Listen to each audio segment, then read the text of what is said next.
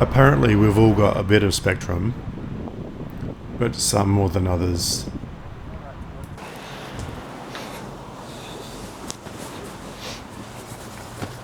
So, how do I feel? How do I experience being on the spectrum? One way is I have so many interests, and I'm just naturally curious about things that are technical and creative at the same time. And I go from one to another, to another, to another, to another. And it's like my brain just wants to have an experience of it. And once I've got an experience, and it's almost like learning the lay of the land. And then I come out of that one and I have a new interest that comes along. And they just come along, and each one is just completely different. For example, piano. I was interested in learning, I didn't know what a key was. And so I bought a piano. I bought a little Casio piano, but that wasn't enough. I had to go and get a proper digital piano, and that was like nearly $2,000. So I learned about keys. I learned about music theory with the Australian Music Examinations Board, and got up to grade 3. And basically that was over about a year or so, and I did piano lessons. But I haven't done that since. But I can still play around. Another way is astronomy. I got so interested in astronomy, I bought 2 telescopes, a camera that goes down to minus 20 degrees. I mean, I spent around $5,000 on that, doing that. I mean, I love astronomy, and I have for a long time, but I needed to experience it. Another way is, say, French cooking. I did an online French cooking course. I'm halfway through it, roughly, because I've got the techniques that I want to, that I was after, I suppose, and I'm satisfied with how far I went. And now I use them all the time. And so anything that has technical and creativity, I'm all about. Oh, lately I'm learning how to write fiction, and all about the story structures and things like that. But the one problem I have is I can't really make up my mind, and I always need to second guess. So I ask AI to help me. And I find AI just doesn't, I don't like what it does to my writing.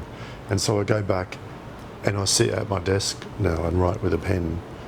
So I have a few different fountain pens. I love writing like that. It's just beautiful because it's a way to play with my mind. And what else? So I've learned how to do coding with AI. I've built 2 learning management systems, one for homeschoolers and one for business-to-business learning. Now I need to learn how to do marketing, but that's not inherently interesting to me. And so now I'm learning about documentaries. So this is one aspect of how being on the spectrum plays out for me. And I wouldn't give it up, because I don't want to be one of those people who goes along from, being born, going to school, going to college, getting a job, and retiring, and then dying. That's, to me, that's a linear track. It's one-dimensional. And it suits some people, but I just couldn't do that. I think, why am I here if that's all I'm doing? It's a real joy for me to play and experience this reality. Definitely. And I'm glad that my mind just takes me to these things. I started off in science, and I still love science and astronomy.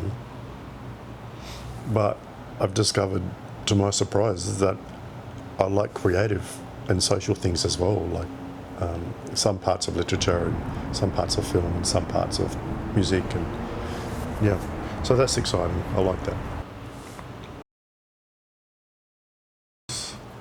I find it in meetings it's difficult to know when to contribute. When people talk and then someone else talks and someone else talks, and I want to address something that's back here, but do I just butt in and right? People just seem to know when to talk, and it goes from one person to another, and I'm trying to find a space, a gap to start talking, so I don't talk over someone. But inevitably it ends up working like that, because 10 minutes has passed, the conversation's moved on, but I really have to address this thing that we spoke about 10 minutes ago, because I still need to add my perspective, and it just builds up as a pressure, like a cognitive urgency. If someone's talking to me for like 10 minutes at a time and I don't have time to say anything, it does really frustrate me, because it's like my letterbox is full. I need to empty my letterbox, and especially if it's about something I'm not personally not interested in. It's very, very difficult. So I put on my mask and I just pretend that I'm happy for someone just to talk at me for 10 or 15 minutes. So I'm not being rude. I'm very conscious of that, of being rude. So it's a constant active learning, active attention to life. And that's what being on the spectrum is like for me.